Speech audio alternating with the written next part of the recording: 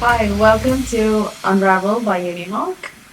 My name is Rashmi Menon and I'm the Director of Admissions. We get a lot of questions about applying for medicine and where do I apply, which year, how soon do I start, etc. So today we have with us Harshit, who is a medical aspirant. Welcome and thank you for joining us, Harshit. Hey guys, it's a pleasure to be here. My name is Harshit and I'm a grade 11 student from Delhi International School. I'm currently studying the IB diploma and I aspire to go into medicine in the future. I'm here with Rashmi ma'am and she's going to answer some of my biggest questions about the medical application process and how you guys can actually do the medical process better. Perfect, Harshit. Happy to be here and happy to help you. So, one of the most common questions that I usually ask all of the students is why do you want to study medicine? I think it's a difficult question to answer and I think a lot of medical aspirants will agree with me on this point because you don't really know when you get an interest in medicine. I think it kind of arose when I saw it's kind of like TV shows and movies of doctors, cutting up hearts and brain surgeries and stuff. And I really like I see myself in that position maybe in 5 or 10 years later, but I'm not really sure, right? And I think that's one of the biggest concerns that a lot of medical aspirants have. The medical application process is pretty hard, right? I think I've heard that from a lot of people. And if you're not really sure whether you want to go into the field or not, what should you do? Should you really go into medicine or do you advise doing something else? I understand. I think it can be quite a daunting experience, and I completely agree with you. I've had a lot of students come up to me and say, "Oh, I watched Grey's Anatomy. I think I want to be a doctor," or "I watched Yeah. Suits and I want to be a lawyer." I think that is not exactly the right approach. Mhm. I think it is so important for you to kind of understand what it entails. What does the process actually entail, and what are you going to do once you do become a physician? So, like you said, after a few years, do I see myself doing this on a long term basis? Because we are talking about a very committed and a very noble profession. So the reasons why we get into it should be right. Right. It's all Mhm. about finding that right fit career path for you as well. Got it. If you're not very sure about is medicine the right process for me, the best way to explore this would be for you to actually do some amount of doctor shadowing, for you to kind of understand, what are the skill sets that are needed to become an excellent physician. A lot of us feel that, oh, I just need excellent medical knowledge, and then you're a doctor, right? Right. See, medical knowledge is something that can be taught to anyone. You Mm-hmm. go to school, you go to college, you learn biology, chemistry, human anatomy, you will become a doctor. But what makes you different is basically your soft skills Mm-hmm. and your commitment and your passion and the compassion that you feel for people.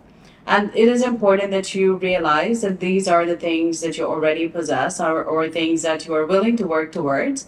And that's when you know that medicine is the right one for me. Right.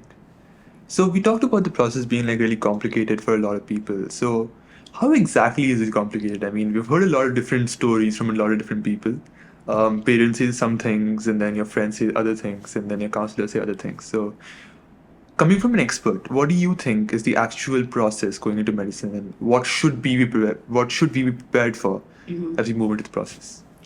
See, the application process itself is honestly not very different from a lot of other college applications. I think it's just about identifying the right country for you first. So there are a lot of questions that you want to ask.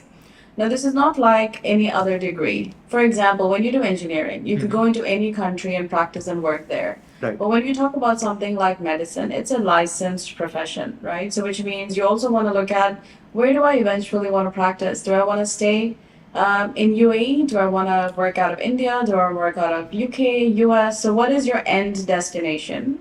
Will also have an impact on where you want to study medicine because the accreditation, the certification, the acceptance of the license is different in different countries. So you want to keep all of these things in mind when you Hmm. kind of shortlist where I want to apply, first of all. That's like your first stage. And then the next step would be for you to understand what are the different processes. So do I need any tests? Do I, need any extra courses for me to be eligible to apply, and so on. Right. So let's try to break this down, right? You talked about two major things here. Firstly, looking at the country and program you want to apply to and the related accreditations and certificates and so on. And the second part is about what you need to actually apply. So I'm going to like talk to you about the first part for a bit. how does the medical process differ in different countries? What's the best choice for students who want to go into, and specifically speaking for students in UAE, for example, right? What is the best path for them to go on if they want to choose medicine? Well, there are a lot of different options, honestly speaking. Let's start with some of the most common destinations that people think of when they think of studying abroad. One of them is US, right? Okay. Now, US does not offer medicine at an undergrad level, which means that once you finish your high school, you have to do a 4-year undergrad degree, which is commonly referred to as pre-med. Okay. So you basically take up courses like biochemistry, biomedicine, etc., where you have the core subjects of biology and chemistry, and then you're able to proceed into medicine at a graduate level. So not everyone is okay with such a long path though, because we're talking about 4 years undergrad and then 4 years of medicine, so an overall of about 8 years. So that usually kind of puts people away from US as a destination. Yeah, that's a really long time commitment. Exactly. And the same goes for Canada as well. But one of the most popular destinations is actually UK, because there, right after your high school, you apply for the med school, and your program could last anywhere from 5 to 6 years. It depends on the university. So you're saving 2 or 3 years in your school if you go to the Absolutely. UK. Yeah. That's incredible. All right. So are there any other options apart from these two quote unquote big countries? You have the US and the UK. For example, if someone was to study medicine in the UAE or go back to India or somewhere else, what would you recommend? That's totally possible as well. So UK is one of the popular destinations, like I said. Then there is Ireland. We have a lot of countries in Europe, like Czech Republic. You have Hungary. You have Poland, Italy, and all of them offer medicine in English. And so does UAE, in fact, which is also a great option if you would like to study and pursue medicine in UAE itself.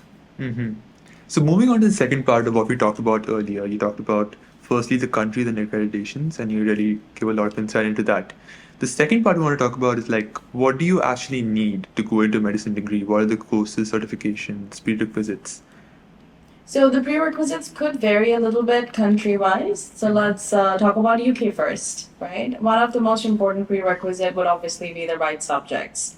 So you definitely want to take biology and chemistry and a third subject in your grade 12 if you're doing the British curriculum.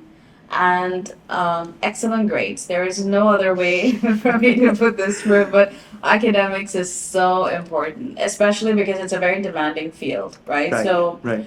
the expectation by the university is extremely high. So if you're talking about, let's say, the British curriculum, we're expecting an A star AA.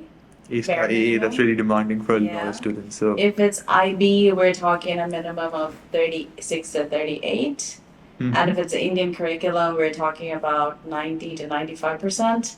90 to 95%. Yes. That's And if incredible. it's the American curriculum, we're expecting 3 APs with All right. fives, which is the full score, by the way. Score. Wow. So, yeah, academically very, very demanding. The next step would be, things like entrance exams. So these are different in different countries. Again, UK requires you to write the UCAT, which is a clinical aptitude test. There are some universities which also accept the BMAT, which is the biomedical BMAT. admissions test. Right.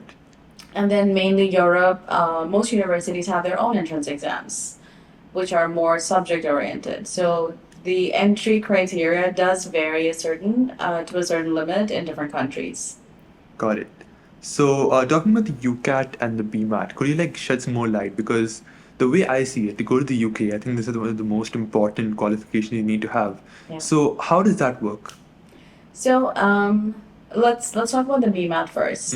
Now the BMAT is a biomedical admissions test that's accepted by about 8 universities in the UK, and quite a few even in Singapore and Hong Kong.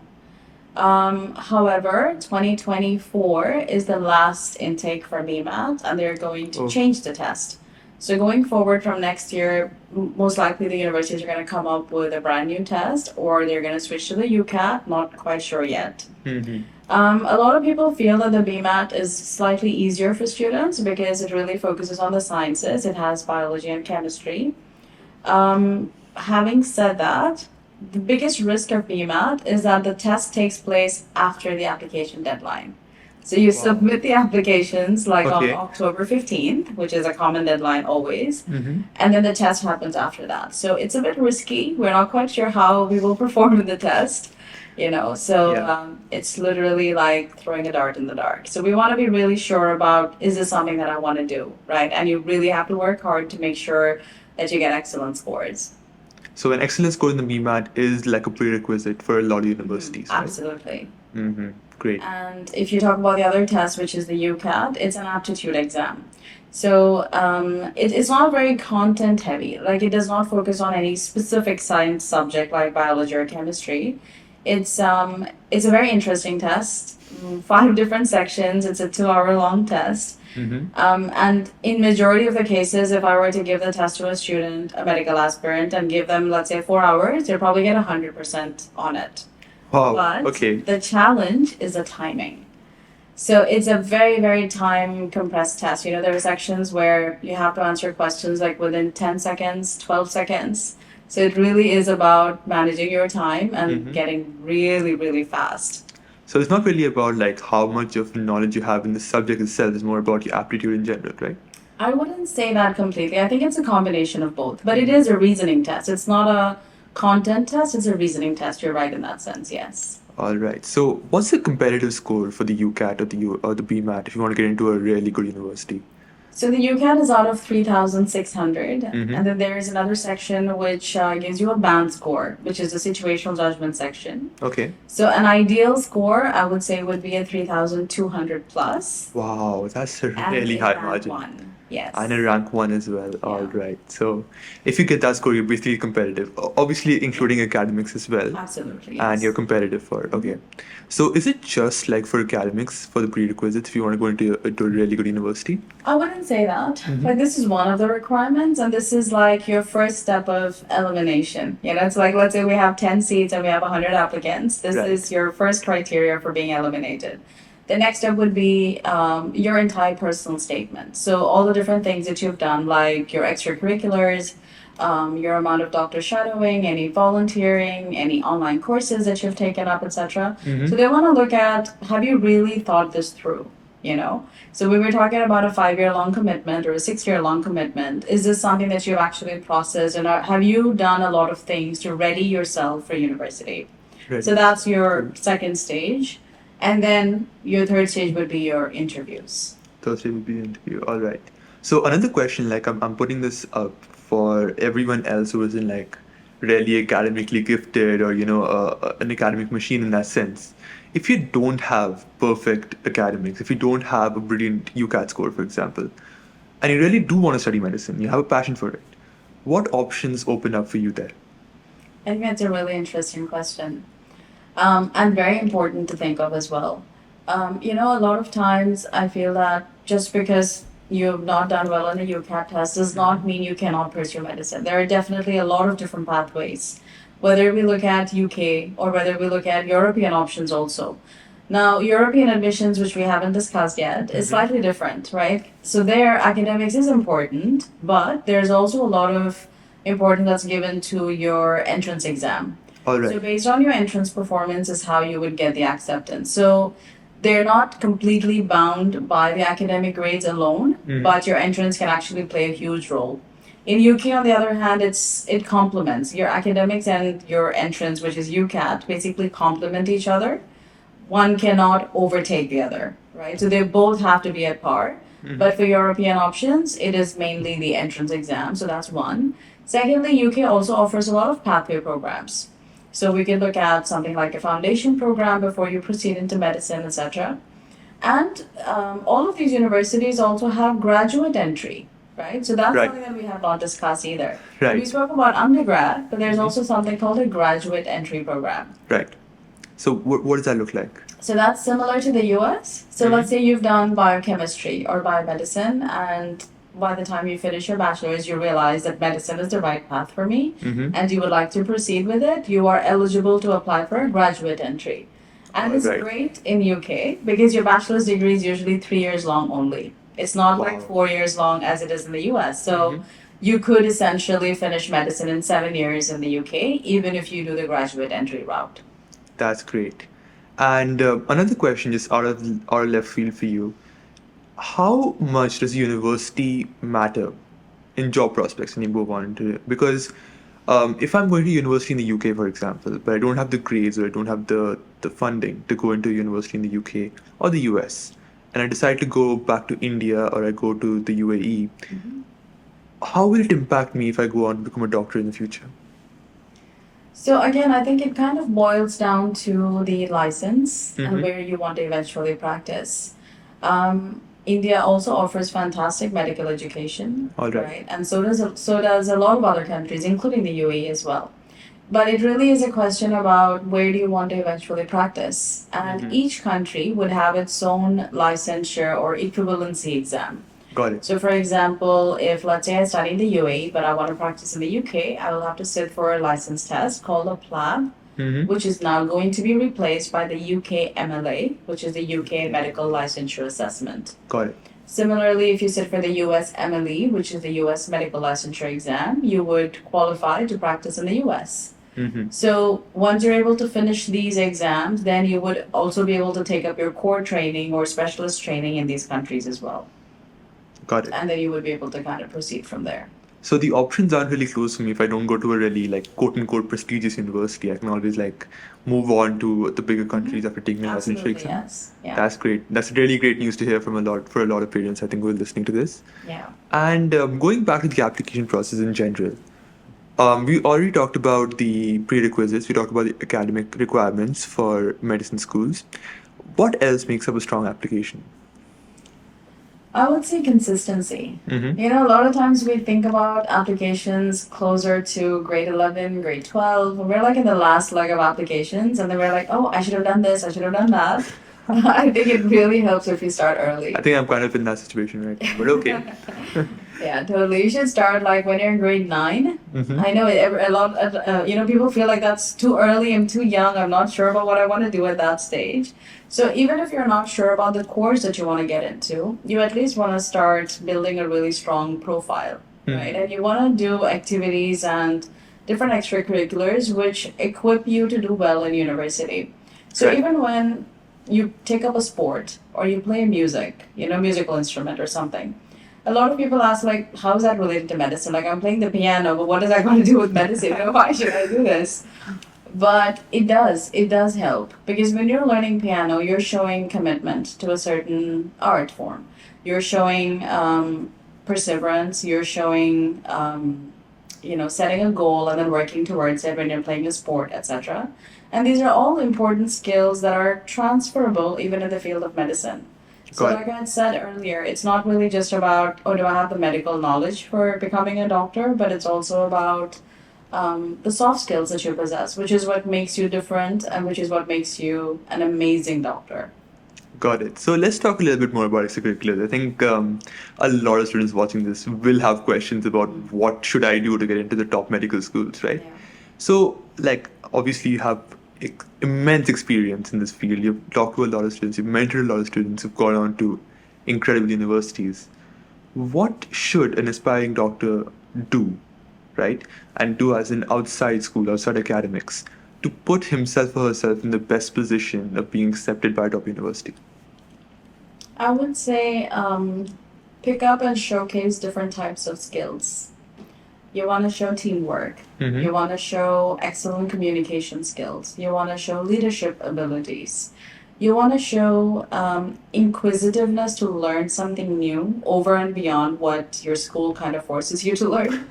Right. You also want to show that you care about others, that you're compassionate. Mm-hmm. So, and there are different activities that you can do to show all of them, right? So, for example, there are a lot of students who engage in environmental activities. And again, they ask you like, but how can I relate this to medicine? But when you care about the environment, you're showing compassion. You care about people and, everything in general, which is why you're doing this. So do a lot of different activities that showcase your soft skill abilities mainly. Got it. So that's a really good pointer for everyone listening to this. And moving on to like to the rest of the application, and we talked about extracurriculars, academics, prerequisites. letters of recommendation and personal statements are also something that really come up when you talk about medicine. So, what guidance would you have for the two of them? Firstly, for the letters of recommendation, which you get from, I think, if I'm not wrong, people who you know and people who have mentored you in the past, and at the same time, personal statements to show your commitment to learn, etc., and why you want to be in the university. So, what can you tell us about them? I would say that one of the biggest differences between the US and UK pattern is this, the letter of recommendation and the personal statement. Because when you talk about a US application, you can actually submit multiple letters of recommendation. All Right. right, all So right. you can submit one from the counselor, one by a teacher, one even by an external recommender. But in the UK, you have just one. Just one. Recommendation. So All it right. really has to be, very supportive of what you've done, be able to kind of highlight all of your skills and why you deserve to be at the med school, number one. Second is your personal statement. Now, in the US, again, your personal statement is extremely personal. It talks about who you are, it showcases your emotional quotient. And you also are able to send multiple supplemental essays to universities. UK, on the other hand, is one essay that goes to all the schools. And that's it. That's your chance to talk about who you are. So you really have to make sure that you're able to highlight your motivation for the course Mm-hmm. and how you have practically readied yourself to excel in this. And why do you think you are a fantastic candidate? So I think it really is about the structure. It is about highlighting who you are and why you deserve to get into this field. Right. So you have to showcase your personality and what you think, why you are the best applicant to get into med school. All right. Yeah. That's really cool to hear. Awesome. Yes, that is true. A lot of people find this very scary. It's called the MMI or a multi mini interview. Now, different universities actually use different methods of interviewing. Some of them have one on one, like face to face interview. Some of them have like a panel interview. And then you have the traditional MMI, where you're basically going through multiple stations and you're evaluated on completely different skill sets.